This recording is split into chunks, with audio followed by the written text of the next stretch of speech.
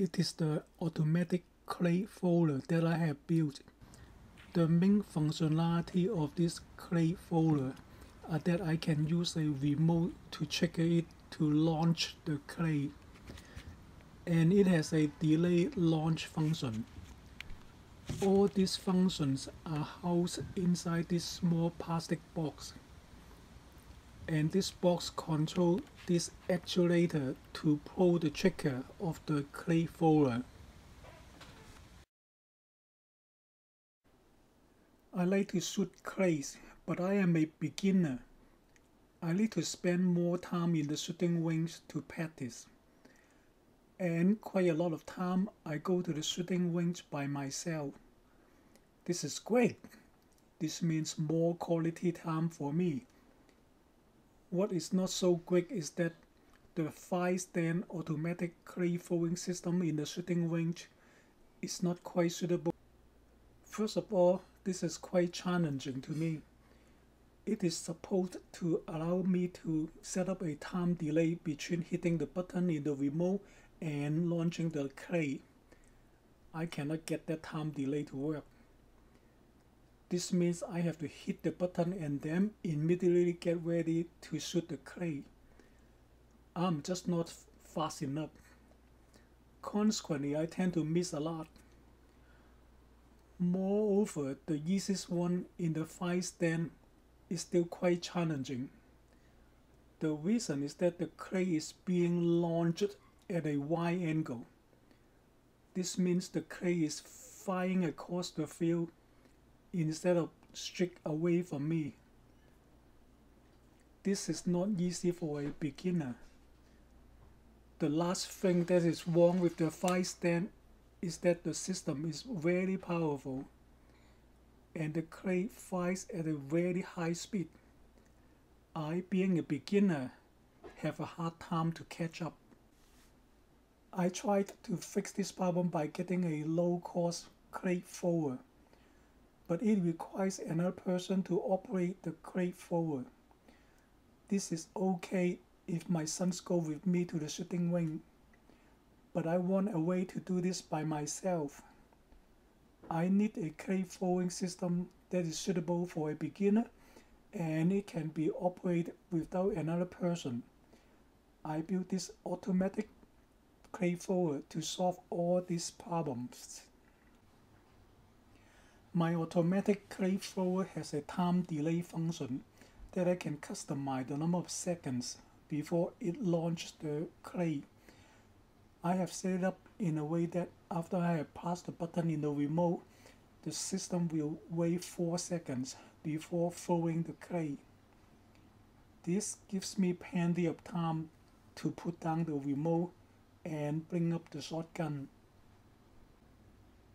I can position the crate thrower close to me, then the crate can be launched straight away from me. This is much easier for me to shoot. Because I use a remote to control the automatic crate thrower, I can position it further away from me. When I get better in shooting crates, I can put the crate thrower a distance from me to make this a bit more challenging. The last benefit is that I can manually adjust the power of the crate thrower. I can adjust it to launch the crate to be slow enough for me. These are the benefits of using my automatic crate thrower. I got the idea of building this automatic crate thrower from this webpage in Instructable.com. I have the link to this webpage in the description of this video. Please visit his webpage for review. What I add to his system is to add a time delay function into my system. To build this automatic crate thrower, obviously I need a crate thrower. For this project, I have already owned this crate thrower called Trias Original Trap. Therefore, all I need is to build from it. To add the remote control function to this system, I need a keyless entry system.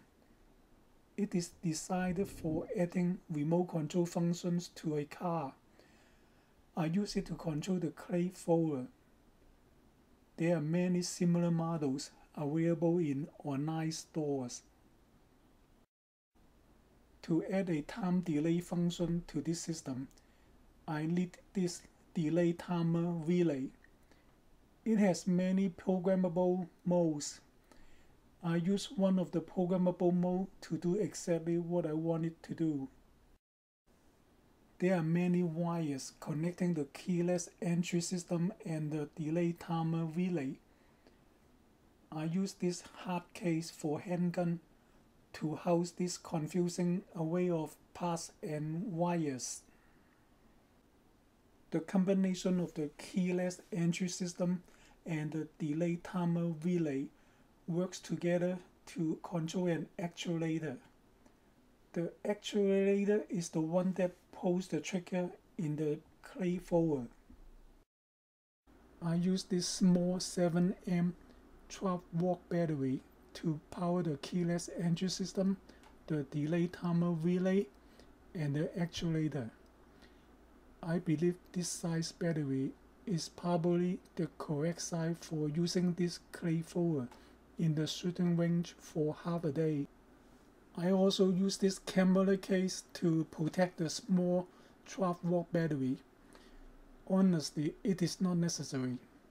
I could have simply left the battery on the ground. Finally, I put all the parts together in this toolbox.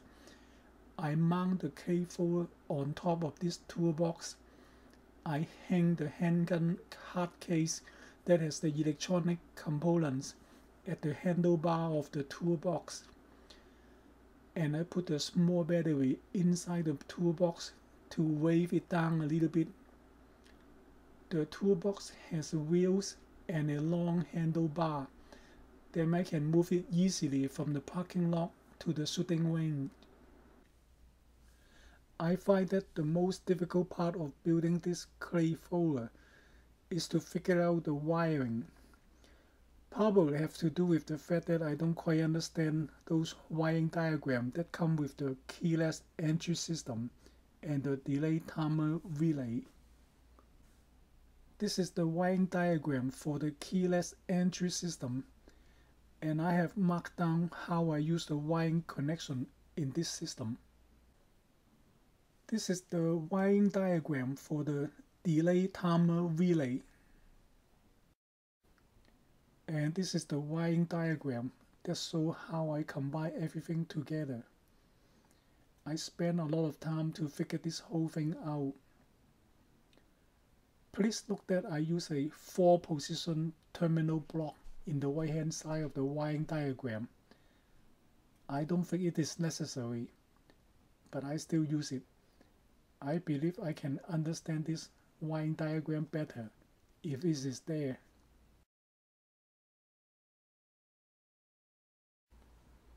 The delay timer relay has 8 programmable modes available. The one that I use is the P8 mode. This mode is a bit complicated than the other programmable modes, but this seems to be the only one that works for this project. I am not going to explain each step in details. I only want to mention a few things. The number of seconds in delay is programmable. Currently, I set this to have a 3 seconds delay. This results with something like a 4 seconds delay in total. The extra 1 second delay likely comes from the fact that the keyless entry system needs to take time to respond. Currently, this total 4 seconds delay is good enough for me. In the future, I will likely reduce the total delay from 4 seconds down to 2 seconds. One important thing that I need to mention is that this programmable mode has 2 delays. The first delay is the one that I have just mentioned. The second delay controls the duration when the actuator is energized. I need to keep this second delay to be very short. Otherwise, keeping the actuator to be energized for a long time can burn the actuator. Moreover, the actuator only needs to be energized for a very short time anyway. I don't remember exactly how short I set this second delay. My suggestion is to start with the shortest delay possible. I have mentioned that keeping the actuator energized for a long time can burn the actuator. But we can easily make this mistake when we are testing the wiring connection or when we are setting up the programmable mode. To avoid this mistake, we should not test our setup using the actuator. Instead, we should test using a computer fan like this one. The computer fan won't get damaged when it is energized for a long time. It will just keep spinning. No harm is done. When everything is set up correctly, we should be able to click at the open door button in the remote, and after the expected delay, we should see the actuator rechecked. After I figure out the wiring, I mount the keyless remote module and the delay timer relay inside a plastic hard case that is meant for storing a handgun. I put a piece of wood inside the case as a mounting surface for all the parts. I use 4 screws to attach the wood to the case. The screws are attached from the back of the case. This hard case is kind of shallow, and the wood also takes up some space. I had to remove the housing of the keyless remote module in order to fit it inside the case. There are 3 lines coming out of the case. The line coming out from the bottom of the case is going to the battery. The line coming out from the right hand side of the case is going to the actuator. The thin red line coming out from the top of the case is the antenna of the keyless remote module. The case comes with a small hole right at that spot. I don't exactly know why there's a hole there, but the hole is perfect for me to pass the antenna wire through it. The 2 strings and 2 orange objects are for hanging this case onto the handlebar of the toolbox.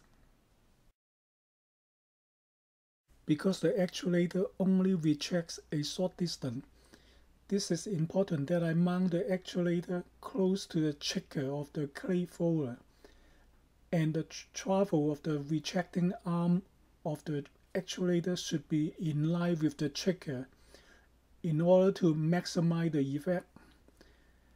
I attach a wood block to the back of the metal frame of the clay folder, and then I bolt the actuator onto the wood block. In order to align the actuator directly behind the trigger, I need to fit a piece of starboard as filler. That is the white object in the middle of the picture. The wood block moves together with the metal frame. When we point the metal frame up and down, the wood block also moves together. This means having the wood block doesn't affect the full range of angle that we can direct the clay.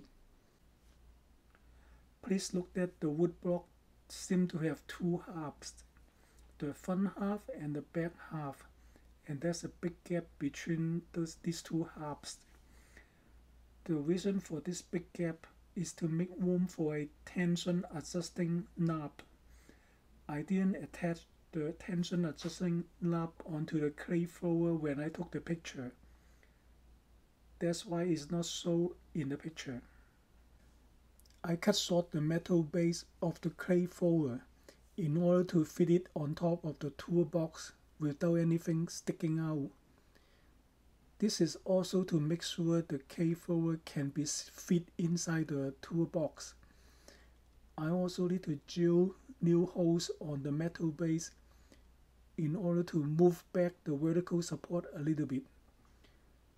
This is to make room for the wing nuts.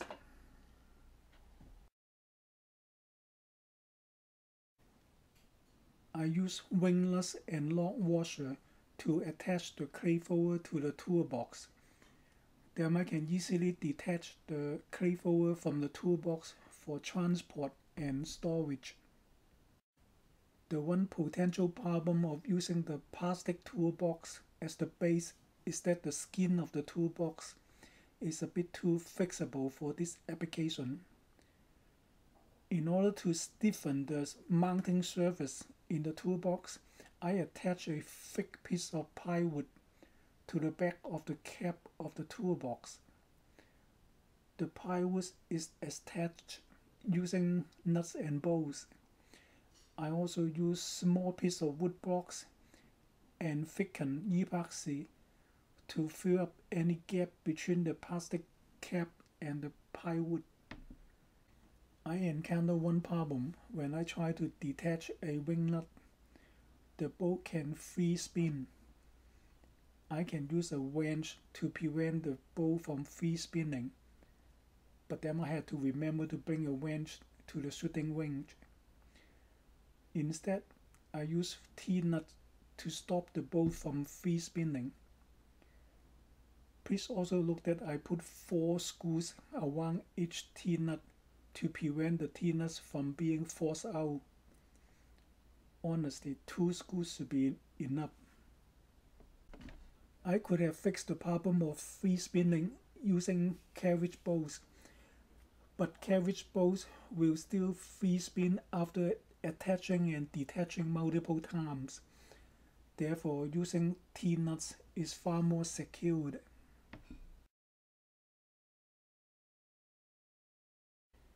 Let's say I'm in the shooting range and I need to put everything together. The very first thing to do is to put 5 pieces of bricks inside the toolbox. Without the weight of the bricks, the toolbox will shake violently each time the clay folder launches a clay target. Please note that each brick should be wrapped with some kind of cushioning material, and all the bricks should be placed inside a cardboard box. Each time the clay folder launches a clay target, the force can cause the bricks to rub against each other and leave a lot of dust inside the toolbox. That's why we want to wrap them with cushioning material. The second thing to do is to attach the clay folder to the toolbox. This should be obvious. Then we hang the case with electronic components to the handlebar of the toolbox.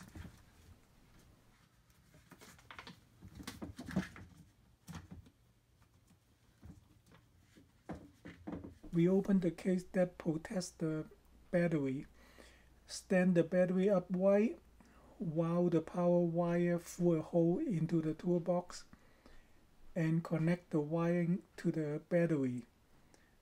Wet to wet, black to black. Lock the toolbox, wire the antenna to the front of the hard case. Finally, connect the wires to the actuator. Wet to wet, black to black. Now, the automatic clay folder is ready. My sons and I went to the shooting range to shoot clays. This gave me a good opportunity to test the automatic clay folder. We set up the clay folder a short distance from the shooter, and the shooter used the remote to control the clay folder. As of now, we simply leave the remote on the table. In the future, we may hang the remote somewhere in the shotgun. Please note that when a person is loading a clay target into the clay forward, the shooter cannot touch the remote.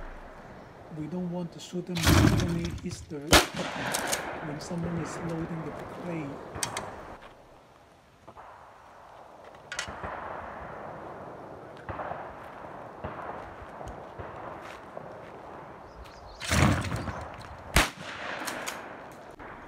Despite the fact that we have put 5 bricks inside the toolbox, the whole setup still moves quite a bit. We need to reposition the clay forward periodically.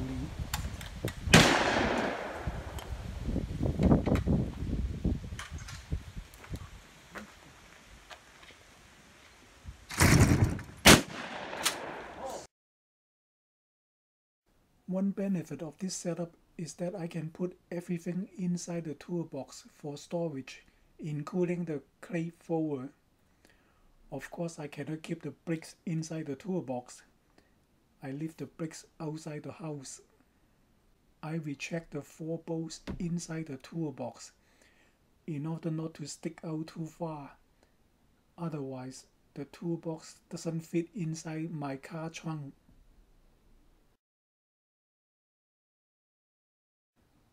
One surprising fact is that the automatic clay forward uses quite a bit of power. I had recharged the battery fully before going to shooting clay. After 2 hours of shooting clays, I found that I need to recharge the battery for 1.5 hours using this battery tender. I thought the actuator was only energized for a short time and very infrequently. I thought the battery should still be pretty much full after 2 hours of use. I guess not. This means this small 12-volt battery is probably the correct size for this application. Not too small and not too big. One minor problem with this current setup is that I use a thin paper clip to link the actuator with the trigger. So far this thin paper clip worked, kind of. During the last shooting session, I had to adjust the paper clip a couple times to bend it back to the right shape. I will replace it with a stronger wire in the future. This is just a minor problem though. The bigger problem is that I need to manually load 1 clay at a time for each shot. This is okay if my son helps me to load the clay while I shoot. But if I go to shoot clays by myself, I will have to attend the clay forward for each shot. There will be a lot of walking back and forth. I will see how this goes after I have done this for a while. This may be okay. If this doesn't work out, I will have to look for an alternative, such as an auto-loading clay forward with wireless remote that has time delay. One possible alternative is Champion Wilbur 2.0 electric trap that has a wireless remote with time delay function and a pair of wheels. But this auto-loading clay forward definitely costs more. And also I need to get a deep cycle 12-volt battery that is big, heavy and expensive. My homemade automatic clay forward only cost me $168 because I have already owned the manual clay forward. That is 1/3 the cost of an auto-loading clay forward plus a deep cycle battery. If I need to include the cost of the clay forward, the total cost will jump to $253. That's like half the cost of an auto-loading clay forward plus a deep cycle battery. Not just cost.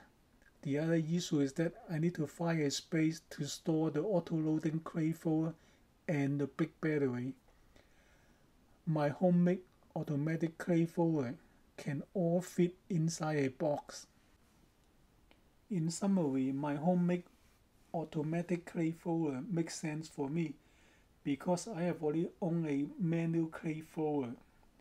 This means I only need to spend some money incrementally to make it into an auto-launching clay thrower, and I don't go to shooting range that often. Therefore, I don't want to spend too much money in a clay thrower.